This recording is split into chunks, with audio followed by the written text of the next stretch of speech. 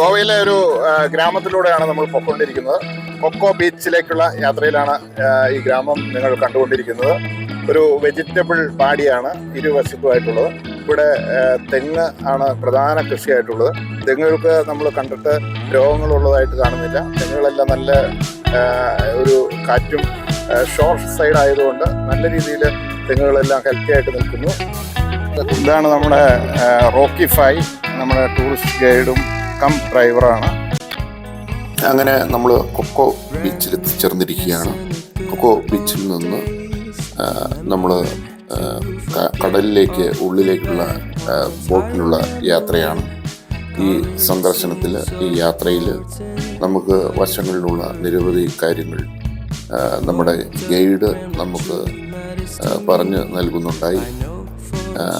ബോട്ടിൽ നിന്നും പുറത്തേക്കുള്ള കാഴ്ചകളാണ് നിങ്ങൾ കണ്ടുകൊണ്ടിരിക്കുന്നത്. ഒരു 3 കിലോമീറ്ററോളം നമ്മൾ പുറത്തേക്ക് യാത്ര ചെയ്യുന്നു. ഇപ്പോൾ കാണുന്ന ഈ ബംഗ്ലാവ്, പ്രൈവറ്റ് ബംഗ്ലാവ്, ഒരു കാലഘട്ടത്തിൽ ഗോവയെ വിറപ്പിച്ചിരുന്ന ജിമ്മി എന്ന ഒരു സ്മഗ്ലറുടെ വീടായിരുന്നു. ഇപ്പോഴത് ഒരു രത്ന വ്യാപാരി വാങ്ങിയിരിക്കുകയാണ്.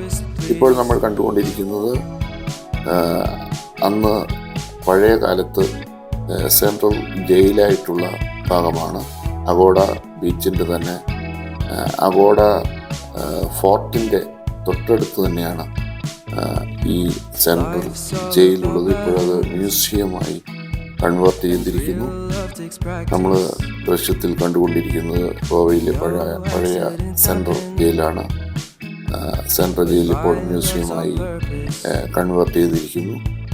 ഇപ്പോൾ കണ്ടുകൊണ്ടിരിക്കുന്ന അതിൻ്റെ മുകൾ ഭാഗമാണ് നമ്മൾ ആദ്യം നേരത്തെ കണ്ട് പിരിഞ്ഞ അഗോഡ ഫോർട്ട്. അഗോഡ ഫോർട്ടിൻ്റെ തൊട്ട് താഴ്വശമാണ് ഇപ്പോൾ കാണുന്ന ഈ സെൻട്രൽ ജയിൽ. അത് ഇപ്പോൾ മ്യൂസിയമായി കൺവേർട്ട് ചെയ്യപ്പെട്ടിരിക്കുന്നു. അങ്ങനെ നമ്മൾ ഷീയിലൂടെ 3 കിലോമീറ്റർ ഉള്ളിലേക്ക് യാത്ര ചെയ്യുന്നു. ഡോൾഫിനെ കാണുക എന്നുള്ളതാണ് ലക്ഷ്യം. ഡോൾഫിനെ വീഡിയോയിൽ പകർത്തുവാൻ കഴിഞ്ഞിട്ടില്ല. കാരണം ഡോൾഫിൻ പെട്ടെന്ന് ചാടി മറിഞ്ഞ് പോകുന്നു. ഏത് ദിശയിൽ എവിടെയാണ് എന്ന് കാണുവാൻ കഴിയുന്നില്ല. ഏതായാലും ഞങ്ങൾ ഡോൾഫിനെ കണ്ടു. പക്ഷേ അത് വീഡിയോയിൽ പകർത്തുവാൻ സൈമിൾട്ടേനിയസ് ആയിട്ട് സാധിച്ചില്ല.